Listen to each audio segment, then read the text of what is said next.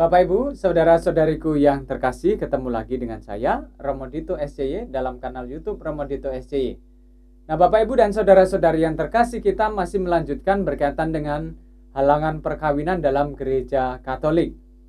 Pada video sebelumnya, kita sudah membahas tentang halangan nikah beda agama. Nah, pada saat ini, pada video ini, saya akan mencoba membantu kita memahami halangan perkawinan dalam gereja Katolik, yakni halangan nikah tahbisan suci.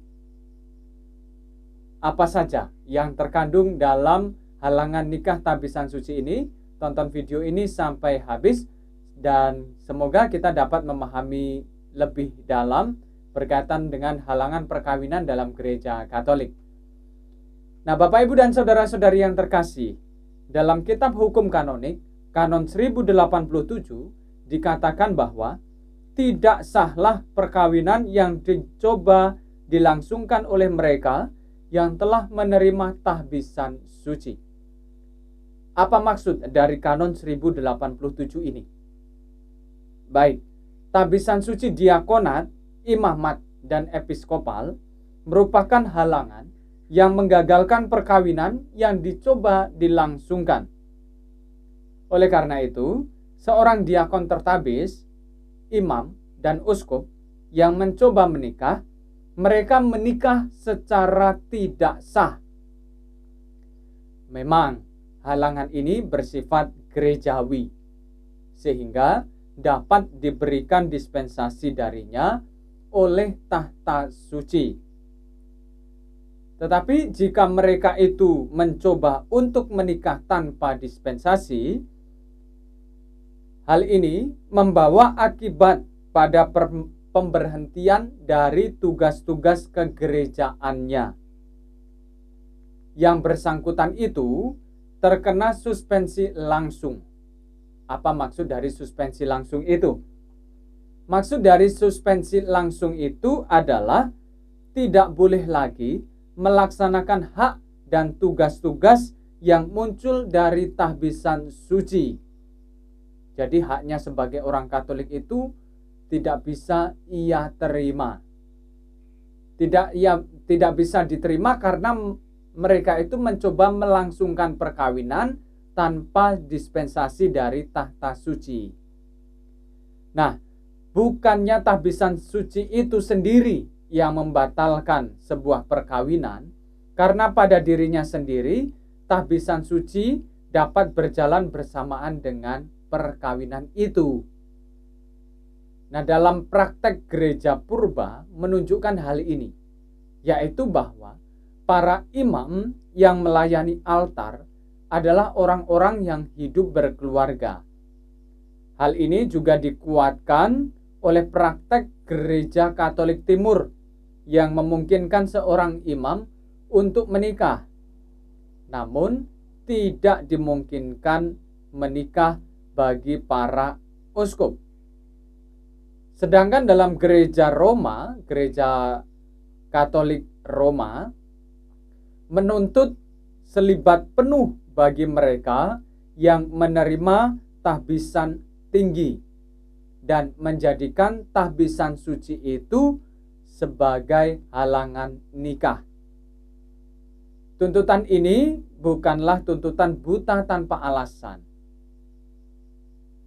Dalam hal ini, gereja Katolik selalu mendasarkan diri pada teks-teks biblis, yakni dari Matius bab 19 dan 12, kemudian dari Lukas bab 18 dan 28 sampai 30, dan juga dari surat Paulus yang pertama kepada jemaat di Korintus, bab 7, bab 5, bab 32 sampai 34.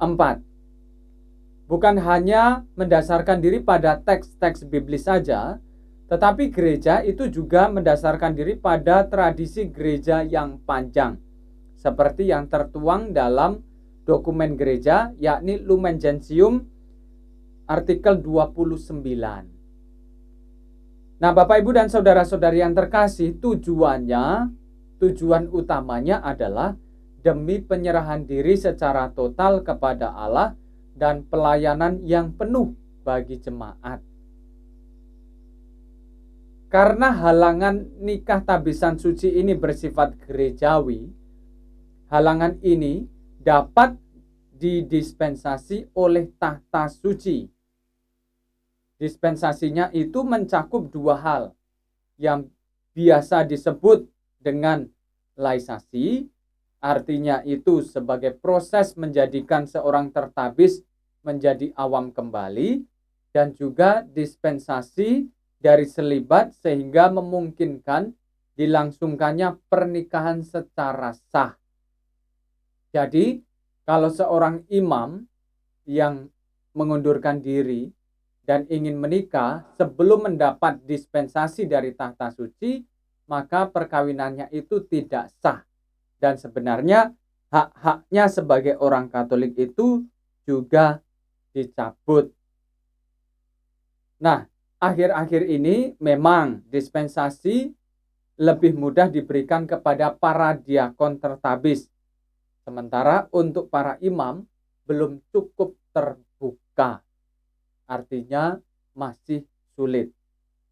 Kemudian permohonan laisasi dan dispensasi itu ditujukan kepada siapa? Karena tadi saya mengatakan bahwa dapat didispensasi oleh tahta suci. Nah, permohonan laisasi dan dispensasi dari selibat itu ditujukan kepada kongregasi untuk klerus yang berada di Roma. Nah, Bapak, Ibu, dan saudara-saudari yang terkasih, kiranya demikian penjelasan singkat berkaitan dengan halangan nikah tabisan suci. Semoga video ini semakin menambah wawasan kita berkaitan dengan beberapa halangan nikah, halangan perkawinan dalam gereja Katolik. Semoga bermanfaat. Tonton video-video selanjutnya dan sampai ketemu lagi dengan saya, Romo Dito STY. Semoga Anda dalam keadaan sehat selalu dan Tuhan memberkati.